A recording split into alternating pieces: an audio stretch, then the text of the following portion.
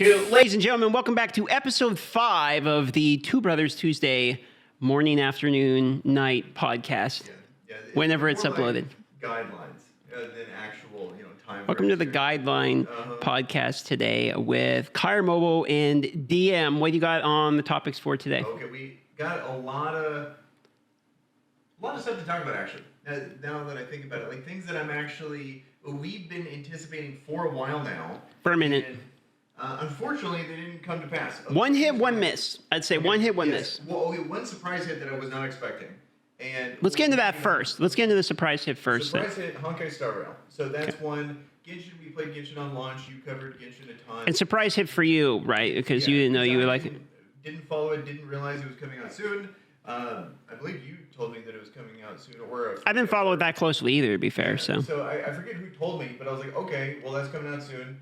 Let's get into it. And I'm a big fan of turn-based RPG-style games like this. I think a lot of people, when they hear that, they kind of groan because it's like, okay, it's a little slower paced, whatever. I feel like turn-based RPGs are fairly well liked, though. No, yeah, I think. I guess it depends on how they do it and how it's implemented and stuff. Shout out to Super Mario RPG. Oh yeah, that's a throwback right there. That's a throwback. I hear that was really good. Very good, surprisingly good, actually. It was so good, and then not to go on a rampage, but it was so good that when I was a kid, and I did not like turn-based shit as a kid, When I was a kid, I was like, oh wow, this is a good game. Like I could recognize even as a little guy. So didn't they implement some of that in Paper Mario and stuff? I did play Paper Mario. I feel like they were both similar types of games, but not necessarily like a spiritual sequel or anything. No. Okay. Yeah, because I'm a big fan of Paper Mario. But you are a fan of Star Rail. Yes, and so Star Rail, I really like what they did with the combat when it comes to this, and how they do the turn meter and how they do the ultimates and then the also I'm trying to think how to explain it the elements of the breaking mechanics. So their unique spin on a typical turn-based RPG, I think they do really well, and also they've really doubled down on the story, even though it is. I would actually argue it's a triple down. I argue it's a triple down. Yeah, and there is so much, and a lot of it, because I'm trying to make content on it, I'm skipping through a lot of the story, which is a bummer because I didn't realize just how much they would invest into this. The whole thing's a story. I mean, it's.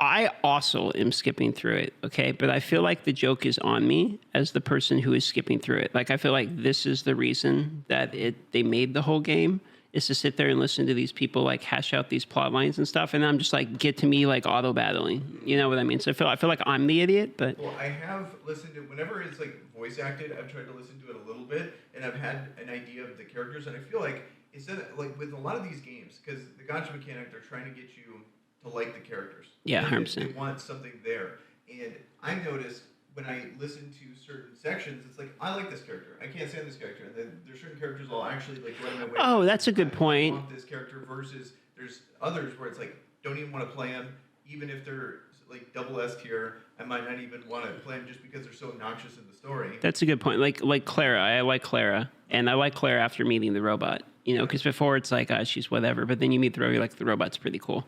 So yeah, no, that's a good point. And then it also kind of helps you even care, because I think that these kind of games really need an IP. That's why Star Wars Galaxy Heroes or Marvel Strike Force, they all kind of double down on IP, because if you don't care about the characters, that's the weakest part in these games for me, because the turn-based RPG feels like a dime a dozen. Where it's anyone and everyone basically makes a turn-based RPG, and then you add gacha in the mix, where it's okay, now I'm supposed to consider these champions to be worth hundreds of dollars. Though I do admit that we're both playing free to play, so we are getting a free game out of it, and it's the best choice you can ever make. And it actually is pretty good. Yep. They give you. I feel like I'm able to get both 5-star heroes and 5-star weapons. You know what I mean? I can get those for free. I think we've hit our point of where we're done, because it's a part of me thinks. I'm incredibly happy. If you guys saw my account, you'd be holy shit, this is... Yeah, I feel similar to myself, too, yeah. And I think I just got insanely lucky, because not only did I hit the characters I hate good ones, but we both did, I was thinking about it where I could still be, at the point where I didn't even pull Seal, potentially. You could not have Seal... fully doubled down, got all the way there, and still might not have pulled the character, whereas in my case scenario, it's 30 pulls in, I pulled her, and then I don't even. You have to think could about you it. could only have 2 5-stars right now. You could Yeah. have Welt and then like Geopard, and then that would be a little bit more brutal, Yeah, probably. like imagine going Geopard as your main character, and then it would be super. Well, I mean, you hard. got like a free pity, basically, Yeah, is what happened because you got 2 5-stars and 1 Tempo, which is. Yeah, sorry. Yeah, and then it got Weld, which is a pretty good one, I would say. When it comes. I mean, Well was the one that I made the video saying I thought Well was like the best character to try the game to start, you know, because I just for late game as things go, most of the RPGs we've played, turn meter manipulation and speed tend to be like just the best, the best. So if it's anything like those games, yeah, turn meter manipulation is going to be pretty on par. Yeah, I've been noticing it definitely you feel it like a ton when it comes to Yeah. when he actually finally ults or when he slows him down. It's a big deal. But when it comes to the pulls though, it's like I feel like these rates, like spending, like imagine we spent money on this. I think the rates are absolutely terrible, and I think going forward we're not going to be as happy with it. It's like they did a good job of getting people into the game, whether they're free to play or they are a spender. But like this start is good, but going forward, I think we're gonna really feel that 90 pity. We're gonna feel. I the think lesser rewards. we're starting to hit that point because like the Forgotten Hall is now requiring 8 people. Yeah. And I don't have that. You know, like I do have 8 people, but I don't have 8 people leveled. So then having also the stuff to like level the weapons and level the heroes and all, like that's kind of where the pay to win I feel like it comes in pretty hard, is having those materials earlier. I would agree with that, and I think that's standard for these games. Is that Yeah. you can go narrow in these games, but going wide is always going to be the thing that is either going to take Yeah. time or money to be able to pull that off. Which I would rather have it like, hey, if you want to try all of the heroes, you have to spend some money, than like, hey, if you want to beat the game, you're going to have to spend some money. Because it does feel, I got somewhat lucky, but not really. You know what I mean? Like, Seal was like on 80 or something for me as free to play. You had to work for it. Yes, I did. And then I never really got like a big free one, you know, like right off the bat. I got my beginner hero from the 50 warps, the first pull, but I didn't get another 50. So I would have got the 50 That either way. portion you could have just re-rolled for. So it's like Exactly, there's yeah. certain things that I look at where it's like, okay, you just got a good re-roll versus like truly lucky. Yeah. Whereas like I would say the good part of what you got, because who'd you get on your first pull? Well, I got Bailu, the healer, was Okay, my so- beginner, and then I got Bronya out of the Seal banner, which was fairly lucky, which was I think like 20 or 30, and so that would have been like my fairly good luck, and then I got the Seal basically on pity.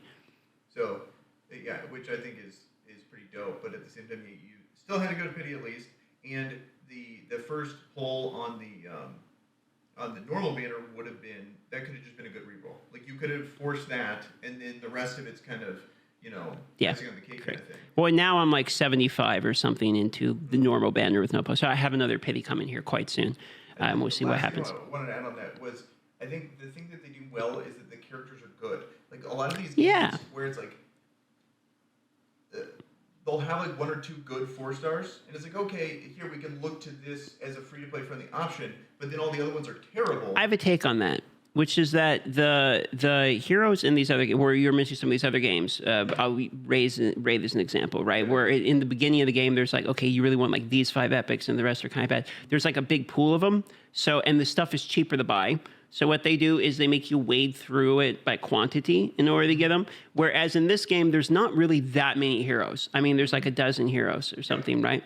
So most of them are going to be good. And instead of them trying to be like, well, there's only 4 good heroes, like they have to make all the heroes good because there's not that many heroes. You know what I mean? So then they sell it to you by making you want to basically get all of them, as opposed to, you kind of need all of them probably at one point, or at least 8 of them, You need like quite a few, probably, like a large portion. And I like that they did that, where they actually made them good, and then they made the main character good, which is incredibly rare. For these Surprising. games. And I really like that aspect too. So you got like multiple guaranteed characters that are up there, and then when you pull and get lucky, then there's characters that are obviously better than those characters. But And easy to max out. Yeah. He's not crazy hard to get the constellations for in the beginning. And then you can also have him tank or DPS, which is it's pretty nice. So And then the constellation aspect, that's just one of those necessary evils that they're going to want to have something for the whales to spend.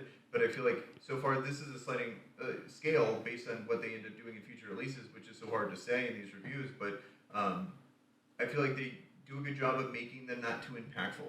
Where it's like I get this E1 and then I'm now insane, or I get E2 and I'm insane. Like yes, they are an increase, but it doesn't feel like the content needs this, or you're just so much stronger. What I like is that the character design is not that, oh, the character's trash. Oh, you have E3. Now the character's the best in the game. Like, it's not like, this constellation changes the dynamics of the character. Most of them seem to be passive bonuses. I will say some of the sixes seem pretty good. Oh, yeah. Like Natasha's doing damage based upon her max HP is pretty nuts. Like the hook one where you just do 20% more damage just seems like pretty nuts. So there is some. Full whale. When you full whale, Yeah. you will get like insane Yeah. things there. Also, as a free to play, I haven't even been looking. I haven't even reading them. So maybe I'm just blatantly wrong. Where it's like, no, you're crazy. Like these characters, it's absolutely insane at that point. But from the things I've seen in a couple E1s, whereas like I felt like in Genshin, even in the beginning when we were playing, having that C1 or whatever felt really big. It Yeah. just felt more impactful, and I don't like that. I like where we have it now, where it's like the character's good, and the E1s are kind of a nice bonus. You don't feel disappointed Yeah. when you pull them, but it doesn't like absolutely break the game. Or it's like, oh, don't even mention E0 version of this character because they're useless until E2 or whatever.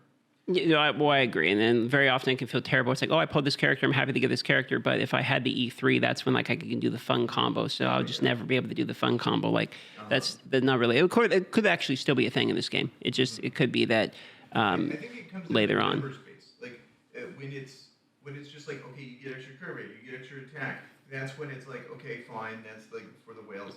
But when it's like actually changing mechanics, that's when I Yeah. hate it. When it's like, okay, now you get different energy, or you get different things. That's mostly on traces, from what I know. This like stuff like, okay, now you dispel. You know what I mean? Which is like, okay, that's fundamentally something different. Yeah. Completely changes the character and makes it to where you can. And having that on a E whatever, doesn't matter if it's even E1, I think is terrible. Like, Yeah, I things agree. that fundamentally change the character. So Yeah, I'm glad this- they don't do that. This should be built into the kit regardless. Yeah. Yeah. So no, I agree. I would say it seems a little bit more free to play friendly than Genshin, but Genshin felt, I mean, to be honest, fairly free to play friendly too. Like I think the difference is, I think this one maybe gives you more pose earlier. It seems like from what I could tell, but then it is launch. So these are launch event. We are getting bonuses for launch event. We had some promo codes. So maybe that's something we can put in the pin comment. Those felt tiny. Go ahead. Oh, those are gone too. Yeah, they are tiny. It was a couple pose worth. It helped a little bit. Well, there's a lot of like experience too with them though, like the purple experiences came with them. So, True. So overall, I would say it's pretty good.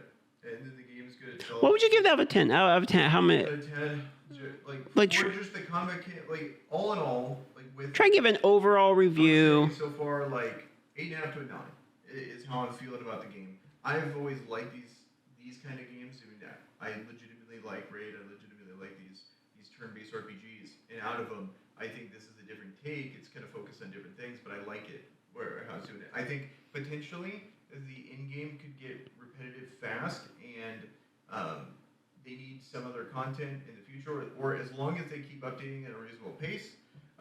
But I feel like a lot of times where it's like you have that kind of expectation, it's always going to come out slower than you would want it to be. Yeah, it's like a 7 for me, maybe a 7.5 at most. It's not a bad game. I agree with all your points. The only reason it's harder for me is because in Genshin, when they're coming out with updates, it's like, oh, there's a new update, but I didn't even care because it's another like 3 hours of story. Where it's like, go talk to these people, walk over here, and I just don't like story in these games. I prefer like, here's a new boss or something, new puzzle mechanic to figure out. And so I didn't watch the story that's already there. I'm pretty sure when new updates come, it's just going to be kind of continuing the story. So I'm probably going to be skipping through most of the stuff that really gives it like a better rating. The story, there is some interesting things about it, and then also Oh, I'm probably. able to go through YouTube and like listen to it at 2x speed, so I'm not sitting there playing the game. I can maybe listen to it on the back end or something. Well, and the voice acting's all good. It's not a neg to it itself. It's just for me, like it's hard to be excited by updates and stuff because I'm pretty sure it's just like here's more story, and it's literally the part I'm skipping through right now to get to the other side of it. So I think we're kind of already at the point where it's like do all the side missions and stuff, get it done, but then we're kind of already at the point of like do my dailies, log in, use my resin, game's over. Well, I think for this game, the cool thing about it is the roguelike aspect. So I think this game's going to give more replayability in those worlds because you constantly can get, not only do you get to farm good resources out of those things through energy, but also the experience can change massively based on what you get and which tree you go down and which characters you pick. So there's a lot of potential for some really cool stuff that if you're a grinder and want to and legitimately enjoy the game, you can do that because I think a lot of these games what they fail to do is that it becomes all energy based grinds and Yep. this one seems to reward you based on you just actually playing it and trying to accomplish a goal and then also has the replayability through the roguelike aspect and then it's I like the simulated world is what you're talking about, right? Where it's not tied. Yeah. Yeah, no, I agree. The simulated world's one of the better parts, and especially because it seems like weekly it's going to be resetting the points, so you can kind of farm them with. Resource that is there and Yeah. then increase there and then also a lot of it is a massive punch up and so Which is fun. It gives you a challenge. I do feel like there is a good variety in like, okay, the story's going to be easy, but there is difficult challenges you can try obtain, and if you beat it, you feel like you've earned, early. It feels like you're kind of doing better than the average, etc., which is pretty cool. I thought the power balance seems pretty right for that. I guess that's the only part that I really like get concerned about is later on I can see it's okay. So you do your simulated world, you get the index rewards. You do your weeklies, your Echo and all that to get the weekly reward, and then it's down to like you do your resin every day, and you just hit the challenge, you're done, and then you're just kind of like just fucking done. Like, really done, unless you just enjoy trying to figure out new teams for Right. simulated world or Right. new teams for that. yeah, it's like another RPG, but another turn-based type of thing. If they have that constant, like I feel like Guardian Tales did this well, where they have something that is like incredibly difficult. Like They did do that well, yeah. and you would just sit there and you could go almost indefinitely, and then you would have a leaderboard of when people would get stuck, and then eventually people would get stuck on like 526 or something like that, and then a new patch comes out, we all get stronger, and then people get stuck at like 580, and so you would be able to see, and you would have this thing that's super hard that takes a ton of grinding to finally get done, but you always have this kind of never-ending progression. We don't have an endless tower, do we, in Star Rail? I think we have the worlds and the memories are Indigo, right? And I think that didn't they mention in Genshin they were purposely not doing that? If I remember, because there's the Abyssal Tower, and then they said we're not going to make any more in-game content for Genshin. I could have been clickbaited. Yeah, it's been a minute since I've been following the Genshin. But so those are the concerns. Though I will agree it's a good game, and it seems way better free to play than I would have guessed. And the voice acting is great, and if you like story, it's good. So I definitely think it's worth one trying, for people that are interested. The anime stuff's going to throw people off. So if you don't like anime shit, like it's not going to be for you. But it's always the story and all that's the same vibe as Genshin. So if you didn't like that, you're not going to like this. Yeah, I think yeah.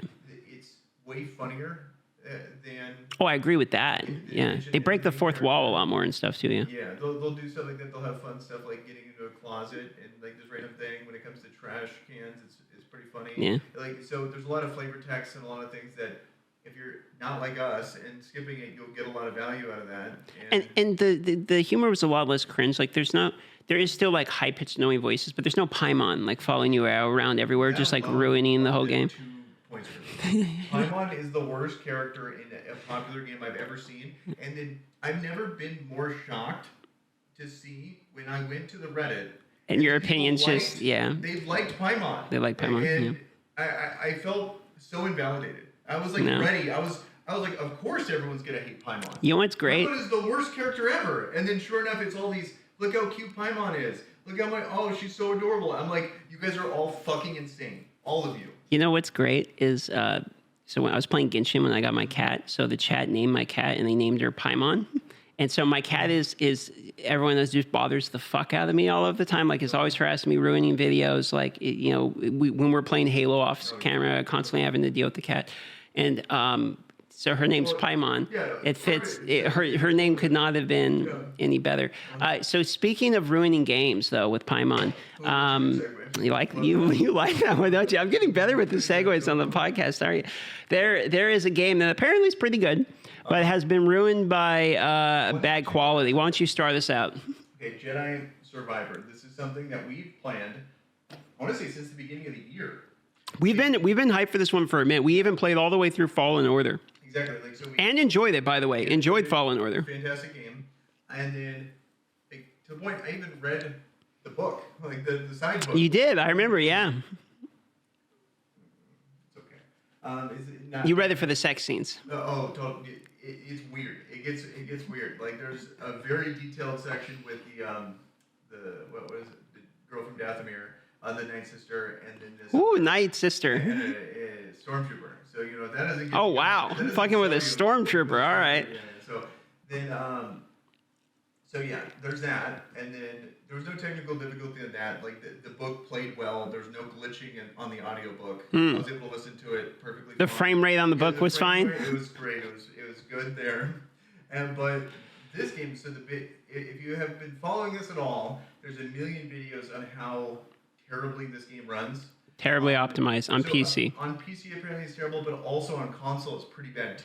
So yes, I watched Urs, obviously. So I watched Urs play it on PS5, and he started with quality. So he started put it on quality, and and it was running at like 27, 28 frames a second, something like that. And he's like, this doesn't look good, guys. So then he swaps the performance, and he's getting good, solid frames. However, there was a noticeable frame rate difference from the first planet where you start, which is Coruscant, is like the biggest problem because there's signs everywhere and there's shading and all this reflection. So Coruscant is like the most difficult part, and it's right in the start. So everyone who's starting is like, this game's dog shit because they have the worst slow zone, like as the tutorial, basically.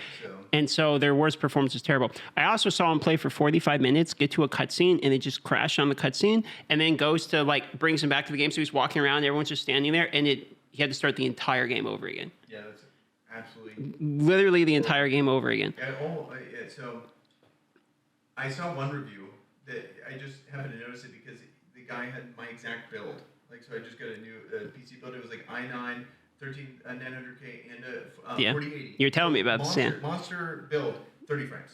And it's just like, what? Yeah, which means I'd probably get the same performance. Like it's not good. I was thinking maybe we suck it up and play it on the Xbox, or we get on the consoles because it seems like that's the best that you can get at the moment. I just don't want to reward them for like. We're rewarding way worse behavior than that. I completely agree. At least we're doing it this time free to play on Honkai. True. But I don't want to have this like dog shit experience. Like what I want to do is like when they fix it, and hopefully put it on a Steam sale. Then they're not going to fix this shit. Are you kidding me? Well, like they apparently had similar issues on the port, the first one, but we played it so many years later we didn't have. Well, I actually played it on launch, and yes, I mean, but to be fair though, like I still had frame rate issues on Fallen Order. I don't know if you remember. I had to turn the graphics way the fuck down. I had him when we would be like running on something and someone's shooting and I'm like deflecting over there. I would have that. Yeah, the blur and stuff ruined it. In the beginning, it was pretty rough for me. But no, Jedi Survivor is supposed to be pretty good other than that. There's even more lightsaber stances. Other than like this massive game-breaking thing that makes it literally unplayable, potentially could, ruin saves, all this stuff. But the actual story itself... The game that they made, other than the problems, is supposed to be quite good. And I did enjoy watching the little bit I had. I was thinking since we're not playing anyway, I was just going to watch it as I was playing it. And it seemed pretty good. I will say the boss fights were less impressive. That I had to, it was the starting one though, so it could get even harder. But that was what I really liked about Fallen Order. I feel like their boss fights were very good. Two I really liked. I would say like the ones that were really good. The final boss was great. Well, there's two really good ones, but I felt like all of the boss fights in Fallen Order were good. Refresh my memory on some of the. So you had the first sister, the like Triceratops looking bitch, with. I like the bat. I thought that was pretty cool. Yeah, that one was where the climb and all that. Mine glitched out, so remember there was no the bat happened. He happened and I fell and then like restarted and I just climbed the wall and there was no bat. So like that whole thing was the issues still continue. Yeah, so it was kind of the same back. I mean, it cut that whole scene out for me, so I didn't get to experience the bat. I'll take your word for it though. Yeah, it was pretty good. Yeah. All right. Although a lot of flying, he just so happens to land on something. Just so so it's like okay, but I thought it was pretty dope. And then I can't remember something. I remember the one on the Wookiee planet where we go in, we beat like an ATST, and then I really like not the normal minions, but like the upgraded versions. I thought those were kind of fun. Like there were little mini battles. Yeah, like the Dark Troopers stuff. Well, for the one you're forgetting mostly is the arena one, where you go into the arena and there's this huge arena with like tons of bosses. That one just annoyed me. You didn't like that one? I mean, because it was hard. It took a while. And I was worried that those. I don't like ones where it's like you beat the thing and then you beat the thing and then you have to. There's like multiple stages, and when you lose, you go back all the way. And so I was like sitting there retrying over it. I know it's part of the challenge, and I'm just complaining, but like I don't like the But losing of the progress. once the final Mandalorian guy came out though, like you could die to him though, right? And respawn and not yeah, lose. when you get to the final, Yeah. yeah. It was. I think it was just I a. one-shot him. I think once I got to him, I one-shot We were playing it on like a pretty high difficulty. I feel like it's kind of like a get good situation. Plus, I think that was like the pinnacle of the fight because apparently that can happen like almost any time in the story. It's like you get if you beat him or whatever, you're good. But then later on, he can capture you later. So it's when you get captured, you go the thing. From that's my understanding. And then you beat it at any time. So it's kind of like a static difficulty. Like it's just hard to do. You know what I mean? I like that. I Yeah. think that's a cool idea for a mechanic on like, oh, he got you, and then Yeah, because they'll send other bounty hunters or whatever at you too. So if you lose to him. yeah. So overall, And then there was the twin robots. Remember the twin robots that show up too? I do remember that, yeah. Because I lost to them, and then I never saw them again. Yeah, it's like a one-time thing. Yeah, I think so. And so, it's kind of a bummer because I wanted to beat them, and I thought it was pretty cool that they had like a duo synergy with the bounty hunters. Maybe I did beat them later. Maybe I did see them again. I don't remember. Well, there was times I lost to a bounty hunter and he didn't show up again too. So Because they definitely beat me the first time, but I'm blanking on if I actually got to try them again or not. I'm not sure. yeah, I think some of those are like what you get one shot at them type things. Yeah. Could be that. It's like a Hitman. You get the one shot. But I was thinking about getting the new one on Xbox because I figure console's maybe the best shot at it. You're But going down a path I cannot follow. so you're hard skipping on it then? I not hard skipping on it. I just want to play it on PC. I just don't want to have to cater and play it on Xbox because they fucked up on a port, and then also it just makes everything more annoying. Like if we're trying to do the same thing we did previously, like getting on Discord and all that stuff would be a big pain in the ass. We can't record it as well if we wanted to record it this time. It would just be all these hoops we'd have to jump through just to play it when we could just wait a bit. Yeah, true. See how the patching goes. Give it a month or something. But Hopefully you'll have a, what was it, the one by the people that did Witcher. I'm blanking on the name of it. It was, it comes out, it was terrible, and now they just patched it. Cyberpunk. that's a lot of. Cyberpunk. Oh, Cyberpunk. Okay. Yeah, I hate that. There's like, which one? Yeah, there's a lot of those. Terrible, and it comes back, like, it seems like to me that this is just the new age of being able to release a game. Like, it's all these developers seem to be just cramming in for a test. My issue is these AAA games live off overhype. So it's like everyone overhypes games. So Cyberpunk was overhyped as fuck. Jedi Survivor overhyped. Like they're all overhyped for what they are. They're all like, they're not all Uncharted level. Like they're all like kind of okay, linear, whatever games. And but they get massively overhyped. So when they come out, if they have any problems, it's just like Well, it instantly nuts them. But like these are like unbelievable issues. Like Cyberpunk had unbelievable issues. I don't disagree. I'm just saying it kills the hype train like quick. Yeah, and I think I just don't understand why this keeps happening. Like you would think that this would be a massive financial hit to these companies, but apparently not. And then they'll be like, "Oh, it still made good money," but it's Well, like, Cyberpunk was still delayed. It got delayed and it still had problems. yeah, it still had massive problems. Yeah. Terrible performance on all consoles, and then it took like a year or maybe 18 months for it to finally be at a good state, and then they. I would assume it goes something like they start a project, they start hyping up the project, promising a lot of things. They try to deliver on the things they're promising, so they create all the things they promised. Now they have to go back and make sure it all works. When they get to that stage, it's about time to release the game. They get halfway through fixing the problems and the stuff from the stuff they promised, and then by then it's too late. And they delay it to try to fix the rest. They can't, and they're like, "Well, day one, patch it," and then they release it. I think it's a combination of them wanting to get the game out so they can get paid, but then also they use things they know they can't reach to then hype the game because that's going to be the thing that actually gets people to buy it and pre-order it. Yeah, I think this was a perfect example with No Man's Sky when they said that's multiplayer. After it had already come out, they were lying while day one was live, saying, "Oh, it's multiplayer. You just haven't met each other." And people are like, "That's factually a lie." So, Like that's you, even further, like a further terrible thing than what's happening here, in my opinion. Like this. Oh, it was horrible. I agree. Yeah. Because people are going like, "Why didn't the reviewers say something about this?" But it's because it's bad. It's super bad on PC, but not nearly as bad on PlayStation 5 and Xbox, and so a lot of reviewers apparently are just playing on console, and they saw some issues, but not a crazy amount. Well, And also towards the horrible thing. we can't be in a day and age where AAA games are releasing with less than 60 frames. Yeah. It's like, what the fuck are we doing on $5,000 computers? Yeah. These things are running at 40 frames. Yeah. Like, It's just why? yeah. I don't know if it's. I wish I could see the numbers. Like there's a lot of things that I would want to know where it's like, okay, it seems like they prioritize the console game. I wonder how much they make off those sales versus how much they make on PC sales. And then it's like, okay, well, we're in a bad spot, so let's just prioritize resources on making the console games good because that's where the money's going. And then the PC side is a lot of the hardcore people that not necessarily actually buy these games, or at least a very small percentage. And so it kind of makes sense on why if they're going to be in this poor optimization period, they need to rush the game out, that they got neglected. Even though no one should be getting neglected, they should have just laid the whole thing. But seeing those numbers where it's like 80% of the revenue or 70% of the revenue comes from consoles, it would make sense. Just drop one less lightsaber stance, one less, Yeah. and then you make a game that runs. There you go. Yeah, it's either we have the cool like blaster and a lightsaber combo, or we get a working game. Drop the glow on the lightsaber. Yeah. Literally anything. Just drop the because like people are even doing this without the ray tracing, and it's still apparently terrible.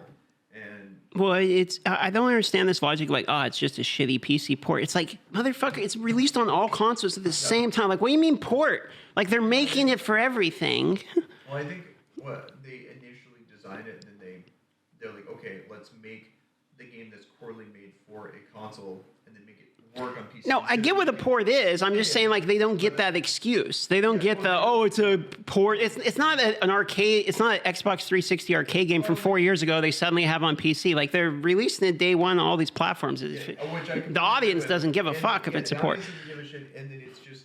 I don't think the people that say that are excusing it. I think that they're just explaining what it is. It's like they obviously didn't give a shit about the PC side, and they ported it in a shittily done version of that. Yeah, true. Yeah, and it's just unfortunate that gaming is such a. I don't know. It's such a weird industry. I've just never seen such a. It's hard to compare it to anything else. Where it's like there's constant, just like, issues like this, where it's like these big releases that are hyped just do not deliver on day one like this, and. I think gaming is steadily year over year is making more and more money, and you're seeing more and more investors and like money get dumped into games, and which is larger and larger scale projects, which have bigger and bigger issues in them. Just because they're bigger projects. I do think that Star Wars in particular is more frustrating to have failed projects on, because Star Wars fans have eaten a lot of bad Star Wars games in particular over a while. Plus, we just haven't been getting that many games in the last. That too. Primarily that, actually. Yeah, there's just not very many. It's like, ooh, really hits doubly as hard. Because not only this is the one that we're looking forward to, but then this is the one. Especially all the eggs are in that basket. coming off like the late 90s, early 2000s, where we would have like a dozen Star Wars games a year. You would have like TIE Fighter, you would have RTS games like the, Conquering the Empire, whatever. You have the TIE Fighter ones. You'd have like the Space Sim game. Like they would have Space RTS games. The KOTOR, Battlefront. Like we used to have a plethora of Star Wars games coming out of all genres. And now it's like, wait 3 years and you'll get a new Jedi game on linear game on rails that doesn't run very well, literally fucking anyway. It's like, how were we making better games 20 years ago? I wonder, with the exclusivity agreement, near the end of it, I wonder if they just decided, like, fuck it. Yeah, and so then that's why we got such a delay, because they didn't really use it too much. They had one of the worst things ever when it came to Battlefront 2, where they had everyone downvote the most downvoted post ever. And so then I wonder if that was, in their mind, a commercial success, if they were making way more money in other things, so they just stopped caring. Obviously, the bottom line is going to be the thing that matters to them. But then, by the end, when they knew that the exclusivity agreement was going to end, like let's say 2-3 years before that, they just gave up, didn't make any. Because they can't produce and then they had 3 years where nothing happened, and then now when the exclusivity ended, finally we get some games, and then that probably took some time too. And then because imagine we start getting imagine we get League of Legends Star Wars, like you get Star Wars MOBA, you get Star Wars Battle Royale, you start getting some like actual Star Wars shit. And all these other different, very popular genres. I still want like a Star Wars Gacha. I still think that would be cool. They would give my money for that. Give me Marvel Snap, but Star Wars. I mean, it's just such a good IP with so many videos to create on that IP that I need some ammunition for. You know what I mean? If you're a Star Wars gamer, what game are you playing right now other than Survivor? What do you have to play? If you're a Star Wars Ultra fan, you play Star Wars games. What the fuck are you playing right now? Yeah, it's hard to say. You know, for a while there was Star Wars Galaxy Heroes, and it was shockingly good for what it is. But I feel like there's so many games where it's like I enjoy the game, I like it. Like if someone asked me, I would say I liked that game. Yeah. But if they ever asked me, would you recommend I play that game? I would never recommend. Those are kind of games that I only feel comfortable where it's like I started liking this game. You know, like, and it's like, oh, cool, you like a similar game that I do, but I can never recommend it to someone. Yeah, it's like, do I like to drink? Yes. Would I recommend drinking to people? Probably not. Yeah, do you think I should get into this thing? Yeah, I like smoking. Yeah, I'm not sure. I don't know. You know, and it's like, how about you make that conclusion? Then, if you legitimately enjoy it, then hit me up. But and that's like the one game that I can even think of. Like, there's not even another game that just bombed or something like that. There's no options. So, speaking of Galaxy of Heroes, Capital Games, you know, the company owns it. They made another game. Oh, you're talking about like Lord of the Rings? Have you seen it? Dude, it's dog. It is unbelievably bad looking. Yeah. I mean, I was watching Mobile Gamer play it, and I'm like, this looks like they downgraded. It looks like 2006, maybe 2011 graphics. Like, it's absurd. Look, I can get the hero graphics being somewhat questionable. Like, we've played Dragon Champion, some of these other games where it's like the graphics are good, but I mean, I even think those were better, to be fair. Those are like cartoony. And like they went with that art style that's easy to produce, but it's like an artistic design choice. But agreed. They went for detail, then that looks terrible. I understand what you're saying. You're right. Okay, but what I'm trying to say is the UI is the most uninspired, bland, unoriginal, made in Photoshop. It is the worst UI I have ever seen in any game. I mean, like it's literally the worst. If someone asked me that question, I would 100% say Halo Infinite.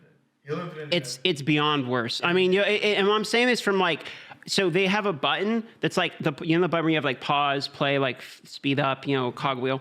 The button, you know how when you look at colors here, it's like there's shading and there's nuance to the colors. Their color is like they literally just took the square in Photoshop. It is one bright blue. And then there's a play button icon in it that is just one bright white. There's no contrast, no like drop shadow shade. There's no it's just fucking bright with like someone just did two clicks in paint. Nothing. It's like there's nothing. It is put a stroke in there. Nothing. I mean, I was looking. I'm like, this is like the worst art quality I've ever seen. You know, it's. I feel like companies like this, you see this a lot. Like you see this with Game Freak. You see this with, 343. Like maybe that's not the direct comparison, but I would say like CG and Game Freak are two examples that, in my opinion, compare. They get handed an IP that's very profitable and good, and people are willing to put up with their stuff for that. And then because like they got something there, but then they try to do anything else or anything new, and they're 10 years behind because they've just been getting backpacked by the IP, not them as a developer. Well, I mean, it's shocking because, first of all, you're right. They have Lord of the Rings. So they go from Star Wars to fucking Lord of the Rings. Yeah. It's like these guys. Yeah, how do and they then getting handed, they can't keep getting away with it, you know? Well, because they get... I don't know how they were able to get the Star Wars IP, but then the amount of money... Well, they're EA, but yeah. Well, so they're a subsidiary under EA, but like they probably have multiple things. It's like, why is this particular one getting it? And then they just all, I bet they're probably looked at as like one of the prestigious parts of that company because of how much money they're generating in there. Or it's like CG really killing it. Whereas like all the players know that this is like a terrible company. So Star Wars, what I don't understand is Star Wars Galaxy of Heroes is obviously like the model for Lord of the Rings. Like it's the same fragment collector, it's the same bullshit. But then it is factually, like graphically, 1/3 of the look of Star Wars Galaxy of Heroes. They went backwards significantly. Like it's not, it doesn't make sense. It's even worse. You're completely correct. It's worse than the first version of Star Wars Galaxy of Heroes we saw in 2015. This game came out in 2015. Yeah, when I started, it's worse than that. It's by a lot, by the way. And imagine like a mobile game, 2015, and then they somehow in 2023 8 years later, after a massively successful campaign with that game, then they come back around and make a shitty game, like a shittier game. So it's like a new, like, it's not a big enough topic to see this, but if this was a bigger topic, I think people would be roasting them. And maybe the mechanics of it are good. Maybe the heroes are well designed. That could all be. All I know is looking at it, I'm just like, I cannot believe what I'm looking at. Yeah, normally, like, I like to give companies the benefit of the doubt. Like, this is one of those, they're guilty until proven innocent. If someone comes to me and goes like, this is actually a really well made game, sure. But until then, I'm not going to give them. I'm going to assume that this is a terrible game with terrible graphics and it's obviously a cash grab. That is the deserved assumption for this game. It doesn't really make a lot of sense to me, because a lot of times in these mobile games, it's the opposite, where it's like, hey, we have this game that the graphics look really good and it's smooth gameplay and all that, but the pay the win's dog, or there's just problems with it. But this is like, it's a fragment collector. Arguably the worst genre of gacha is a fragment collector. Okay, well, there's no dopamine there. Like, exactly, it's brutal. And so it's like, okay, well, you want to invest. Do you want to play investing simulator? That's what it is. It tells you, like, you'll figure this out for 6 months or a year, and then maybe you have a team. And so there's that side of it. Then let's have the most graphically, like, intense, in-your-face dog shit graphics we've ever. I mean, it's in-your-face bad. Okay, and then have the UI look like you're playing like a Chinese mobile game from fucking forever ago. It looks horrible, bro.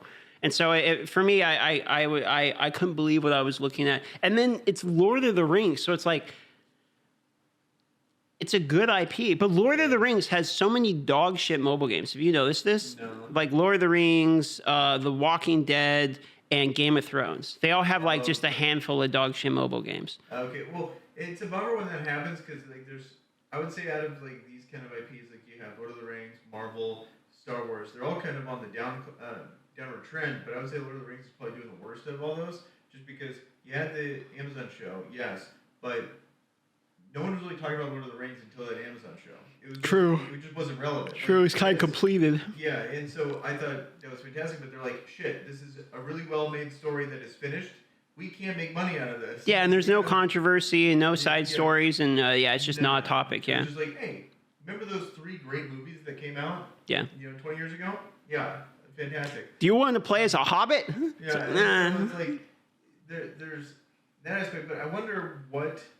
I kind of want to look into how they get the rights to all these different things, because it's like Marvel seems very locked down. Like, there's very few just terrible Marvel games. Like, same with I take that back. That hasn't aged well. You got the one that just shut down, but like, at least when it comes to Marvel, it's these big companies trying to make a big swing in some kind of way. Like, what was the one that was like had a ton of controversy on console? It was like Avengers. Yeah, I believe it was like Avengers or something. Avengers War or something. Like yeah, a horrible game, but and then they discontinued support for it. Yeah, that would be Avengers, I believe. Yeah. Yeah, and so you do have that, but it's like you don't see games that big for Lord of the Rings, or at least I haven't seen one in a very long time. Maybe like Shadow of Mordor or something like that. Yeah, I feel like Lord of the Rings has fallen off a little bit. Yeah, and they're trying to bring that back, but like Walking Dead and all that stuff, they just seem to hand the rights out a little bit more freely, and so these other things can get it, whereas like Star Wars seems to be, well, it was incredibly locked down for a long time until recently, whereas this one, not so much. Well, I mean, you could probably make a Lord of the Rings game that's going to make me interested because the IP is decent enough, but I mean, not with it. Like, I can make a better button in 15 seconds, and I have to look at it all day on the screen, so it's just... Yeah, you're just seeing like the lack of trying, like right on the screen. It's blatant. I mean, when I realized there's zero contrast to like any of their buttons, there's no frame. It's like first year art student shit. I all of my artists who've ever made anything for me could have made better icons in like 5 minutes. So it's weird when it's like you have this huge IP, you have this huge company, and they've been talking about this game for literally years, and then it's like you couldn't spend 2 minutes on like one of the most common buttons that people click. Like, it's just... you have to see it. People that play the game, maybe you know what I'm talking about. I mean, I've seen it. Like, this was like a year ago when Bill showed me. Like, have you seen this? Lamau, and then. Oh wow! Okay, I didn't realize you'd seen it. Like, I had just got exposed to it because I was watching Mobile Gamer. This for a hot minute here on like just how bad it is. Like, it's so hilariously bad. The only reason I'd even give it a shot is because if there's one thing about the CG that I liked was the combat system in Star Wars. It was actually really good. Like, they had the the PvE side was good, and then I thought it was really in depth. I thought the turn meter mechanics were really interesting. Like speaking of how good Honkai Star Rail is, I like this one. Like this one is actually probably more complex and more in depth than Honkai's. Honkai's is more for like a mass audience, whereas this one was like really nuanced and really good in my opinion. Like there's so much to do. Like the amount of stuff we did on the raid side in like Heroic Sith, and then when it comes to just arena combat, I thought the kits were like relatively well I think thought out and smart. heroic Sith Raid Star Wars Galaxy Heroes was arguably one of the best like balance to reward to effort type of ratios I've seen in the game, because how difficult it was to level a hero and with how impactful gear was and how much you felt like you were leveled up with the gear, and then the timings of like the events that would come around, like trying to be Thrawn the first time with Phoenix, like all of these timings made you feel like a sense of pride and accomplishment, and like unironically so, you know what I mean? Especially if you're doing it free to play, or because you have to both time invest properly and play well. So I thought Star Wars Galaxy Heroes was pretty good, which is why I was kind of hoping that Lord of the Rings was going to be somewhat interesting, even though the IP is way worse for me. But it's Yeah, like because comparatively, like if you make the identical game, I'm gonna choose Star Wars over Lord of the Rings literally every time. every time. Yeah, so And then I'd probably pick Marvel over Lord of the Rings, probably still. yeah, yeah, I'd pick. Because Strike Force I would play over, Lord of the Rings. Oh yeah, absolutely. Like there's a lot of IPs. Like there's multiple IPs that I'd probably put above Lord of the Rings at this point, unless there's a game separate. Like so, that's just all in a vacuum, same thing. Whereas like we would need something innovative and new like Marvel Snap, because I think that's why like yes, it's the Marvel IP, but it's also just a really like well streamlined, good version of a mobile game. Like it just kills it from that aspect, in my opinion. Like it has the perfect time frame. Like they just really nailed it. Whereas I feel like with Lord of the Rings games, it's like we're just getting even a good one would just be a reskinned bullshit like carbon copy game. Whereas like where that's like true, I feel like Marvel Snap has like true innovation in that space. Whereas you don't see a lot of that. Like I think there's a lot of mechanics in Marvel Snap that are fantastic. And I was speaking of carbon copy. That's just what I want, a carbon copy of Snap with Star Wars. it's so good like that. That could be its own genre now. It could be its own version. Very of that. clean. Yeah. I think the Snap system's very clean. I think the pacing them, like acquiring new cards and variants, feels pretty good. I'm outside of most of like the pay to win drama and stuff that people have. I know there's a lot of issues related to that in terms of like card power and balancing currency. Like balance nowadays, they have over the air patches every week, and so it's like it feels so different than play Hearthstone. Hearthstone was fucking miserable. Like I sat in like months of like terrible meta after terrible meta, and they would just never change it. This is same Blizzard that would do the same thing in WoW. Like you can have terrible meta after terrible meta in every night. Plus the matches were way longer. Yeah, Like would people feel would it. play. You'd feel over and over. It's like, oh, there's Hunter again. Oh, there's Zoo Warlock again. Yeah, Tank And- Warrior, like you just all of these annoying builds. It's like, okay, I got to play a 45-man match for one star. It's pretty brutal. An absolute grind. Whereas this game, it's like, okay, get me out. But they have these changes happening very quickly. Like for example, like Sandman gets buffed, and then a week later they nerf him, and then it's like, oh, and people are getting like, if you saw the usage rates of Sandman, it was like super high, but then they immediately addressed him and make him a little bit weaker. And I think that's fantastic. Also, on top of like a really innovative collection system when it comes to the variants, and then the game itself is like the perfect time frame for a mobile game. Like, and so it's like, Yeah. and then the stat mechanics is another thing that I think is fantastic, because you talked about 40 minutes for one point, whereas you can adjust how much you win or lose based on how good you are and when you. And there's logic behind the snapping and everything too. Yeah, no, I think that's well done. And then obviously the battle party mode, like I think Raids Live Arena could learn a lesson from Marvel Snap, where you just create it, have a code, join. Yeah. It's really clean. And then you have your own like mini game thing with like your health bar and all that from the party system. So, yeah, Snap has been a W, in my opinion. Well constructed. So if they make a version of that, maybe do a couple different things. I know that they're making a DC version, similar but different mechanics. Really? Yeah. I wonder when that's going to be coming out. I think it's maybe like late 2023 or something. But Have you looked into ArcLight Rumble at all? I looked at it when they released it, but then they're, like a riot term. We're going to be going dark, and so then I haven't heard since.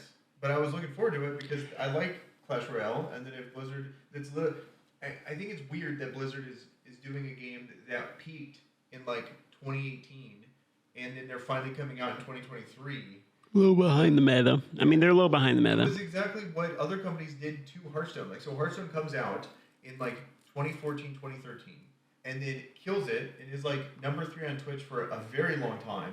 And then in like 2019, you get like multiple card games coming out. I was like, really? You guys are coming out now? Like, it's on the downward trend, and now you're copying like the trend that's on the out. Like, it took so long for these companies like Ryan? Yeah, but Blizzard is essentially doing the same thing with their IP that other companies are doing with things like Star Wars and Marvel, where they take them and implement them into already done genres. Well, like they did it the opposite, where it's like, well, at least with Hearthstone, where they innovated and made something new. Yeah. And here it is. Here's this new version. We're going to create the digital market space, and they dominated it. And then it's like they got lazy and did the thing that these other companies did. It's just weird that they had true innovation in this space, and then they immediately go, yeah, let's just carbon copy this one. I would assume what happened was Hearthstone was a large success, like you're saying, in the app stores. They got a taste of that mobile game revenue and decided to start cranking out mobile games because we got them more, though, and now we're getting the third mobile game. Yeah. And that was basically the first mobile game ever for them was Hearthstone. I mean, that I'm aware of. I don't think there was any others. So I think that they probably started to get microtransactions going through. I think it was at the time Hearthstone going through and stuff, they started to change like the way the WoW stores worked with the tokens, et cetera, since then. So I think they're probably changing like a large way of their monetization policy is going to. And then games like Diablo 4 are kind of their more classic releases, like pay us $70, $80, $100 for this game, take the game and fuck off, and we'll sell a battle pass or something. And then they're going to be remonetizing with these other mobile games, et cetera. I like that they're doubling down on the live service aspect of it. Yeah. At least it's not just completely hands off after that. Like they want to keep that going because I feel like Diablo needs it.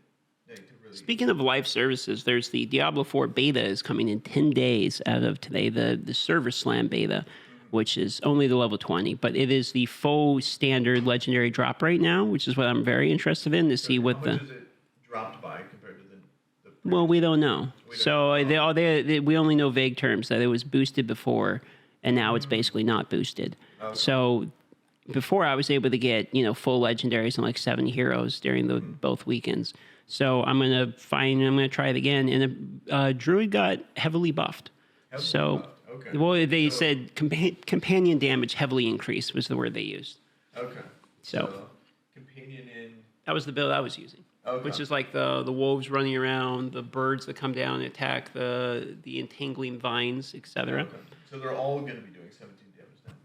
All of them, I think. Okay. They're going up to. Up to, not exceeding. Correct. At least 17 damage. But I don't know about you. Like, I know you're excited for it. Me personally, I think I'm just gonna wait for the release because it's like I've gone from 1 to 25, and then I've gone to 1 to 25 like 3 to 4 times now, and then to go to 1 to 20 again, and then to go to 1 to 20 again. Like I can't do another like the boss fight with the mom and having to go through there and go through the caves again and do all that. I know that you're all in on Diablo, but for me, I'm just gonna like. Yeah, I'm not excited to go level 1 to 20 again for sure, but I do want to see the changes because they have the new dungeons, they have the new drop rates, they have the new balance changes to the classes. Those are going to be interesting to see. Yeah, they're all live in this version. So the version that we have now is officially the same version that is going to be launched when the game comes out. So now it's go time. I guess it's close to as go time as possible. Yeah, but and you're gonna be making content on it. You gotta go in and see. Yeah. This is gonna be like. Plus, you're excited with Star Row right now, so I was doubting you were gonna play the beta anyway. Yeah, and so I think it's cool to see like the actual numbers, and hopefully we don't have a similar situation where the Necromancer literally breaks boss mechanics. I hope they address that, where it's like you just. Yeah, I didn't see anything about them fixing that in the patch notes. I feel like if you have 2 people, you still can swarm I think you can still just swarm the boss and literally have him glitch. You can like literally swarm with skeletons, and then the boss wouldn't even move. He would just stand there in T-pose, basically, and then just die. So I think that if you're playing hardcore with somebody else, like, and you're all necromancers with skeletons, you could probably cheese every boss and just be fine. But, we'll see what ends up I happening. wonder if they addressed the Vladimir Earth Vladimir. No, they didn't. So they reduced the damage from corpse explosion, but they didn't do anything about cooldowns. So... Okay, so you're just investigating. And they also say that PvP is not supposed to be fair or balanced and just to deal with it, suck it up and deal with it, basically. Okay.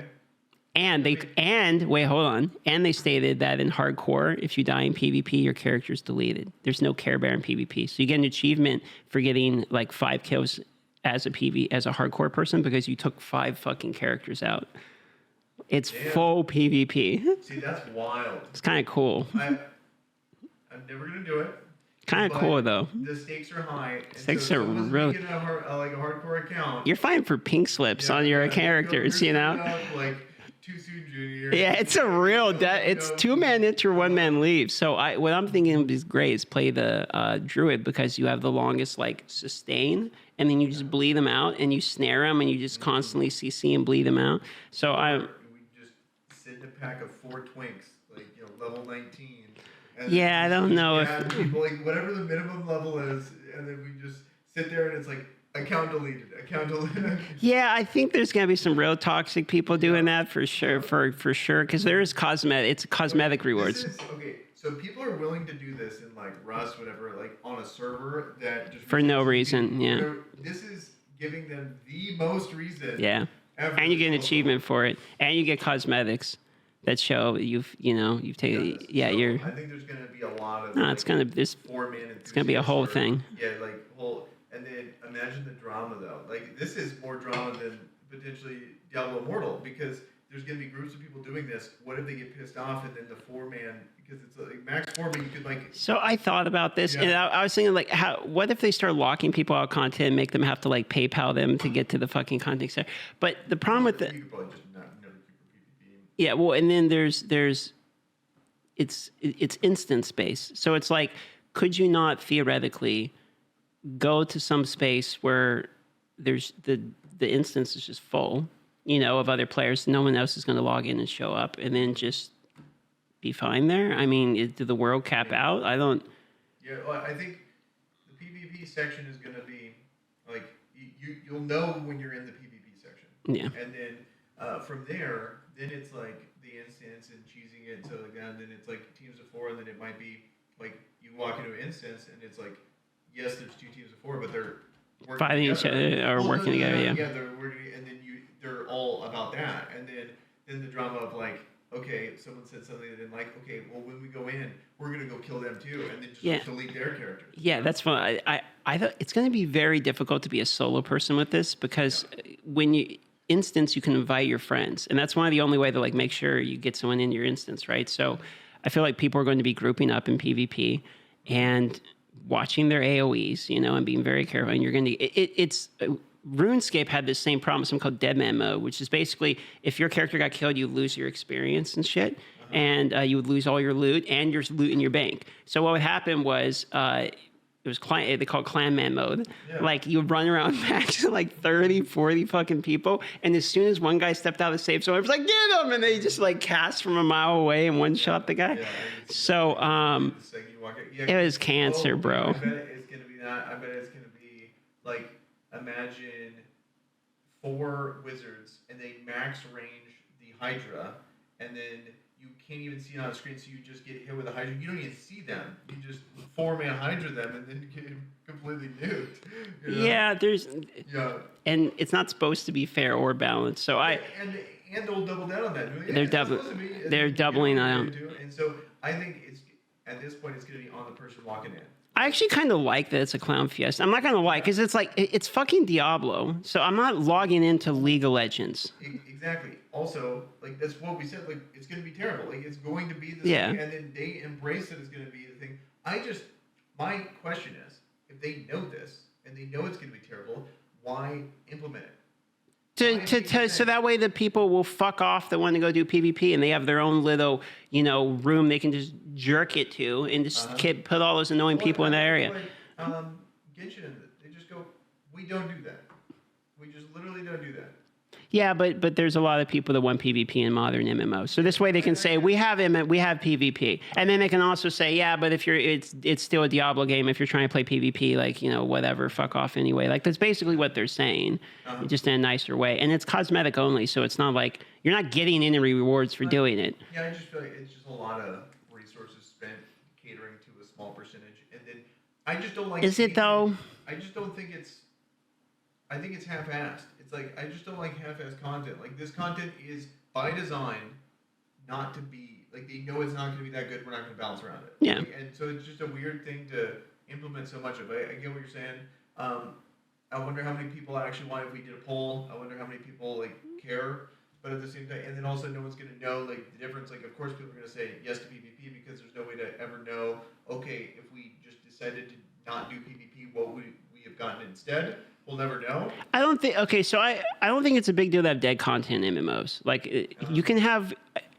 I've seen it many times where there's tons of mini games in MMOs that are just not near as popular as other ones. And people don't really do it. I mean, in RuneScape, they do that all the time. They're still adding new mini games and shit too.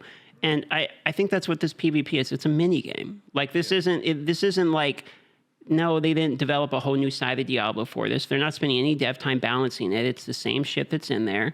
You know, the only rewards are cosmetic, so they put some time with the art team, and then it's individualized instances, and so they just made a map for it. Like, I don't. I wonder what, like, it's not really a big deal, you know. Tick rate and all that is on, like, the fighting, because it's like Yeah. they're gonna care a lot on the hardcore side, and then it's like laggy as hell, and they just got these budget servers for it. I don't know. I think that's why they're preparing. Like, we made it, we put it in the game. If you do it, like, just Sure. that's on you. Hands clean. Yeah. Because it's very rare that a developer will just, like, come out and say that kind of stuff. Like, Yeah. This is not supposed to be balanced. This is not supposed. I think they added it for the people that wanted it, and they're like, but this isn't our focus. So it's like, you know, it's here it is. We're not going to waste a lot of time. If you want to play it, sure. Cosmetic only. So that way they avoid the drama. Yeah. And then have at it, you know. Go figure out the meta for yourself. I like that a lot. Where it's like, there's no gear associated with it, there's no resources associated. If it was like the strongest gear in the game only comes from PvP, and they're like, then okay, that's like, nightmare. yeah. And I think very clearly, like, it's not going to be, it would not go over well at all. I also think they probably didn't want to split the community that much, because if PvP was a big part of the game, then you have people there that are like playing the game and they're pretty much only PvPers. You see this with Amor though, where it's like there's the PvP community and then there's like the general community. And it's like the PvPers are very tight knit with each other, and they do mostly only talk to other PvPers, and they all sit in the same Discord and they all talk to each other all the time. And so it's like that's not necessarily a problem, but if you give that audience where it's like, here's a whole section of your game to get lost in, they're going to go get lost in that side of the game, and then they're no longer in the rest of the population. All they're doing is PvPing all the time. Yeah, So where it's there, but it's not. I think that's overall it's probably a good choice. yeah, I think it's fun. We'll see how it's actually implemented in the game, but for now it's going to be kind of exciting. But that is on May 12th. May 12th. That's actually pretty soon. 10 days. 10 days. Today is in fact the 2nd. So, You got a last topic for us? last time, no, I have no say. I was gonna say, do you have any more topics? Because I think we're out. I think we're about wrapped. How are we doing on the time right there? About an hour. Yeah, just over. You want to just wrap it here? Let's just wrap it here. All right, we're going to call it a. This is episode number 5. I guess we'll call this the Honkai Star Rail episode, probably. Star Rail plus Jedi Survivor. Yeah. I guess, yeah. The good, the bad, and the ugly. Yeah, there we go. Of May for gaming. There you go. There's the title of today's videos. Subscribe to the podcast once a week. This will be coming out on this channel. If you don't hit subscribe, it won't notify you because it's a know nothing of a channel still so far, but we're working on it. So We're getting there. We're getting there. We're building it. So like, comment, subscribe, like, comment, subscribe, like, comment, subscribe, like, comment, subscribe. Do like, it. comment, Do that. Yes. All right. All right, we did it. Bye-bye, everybody.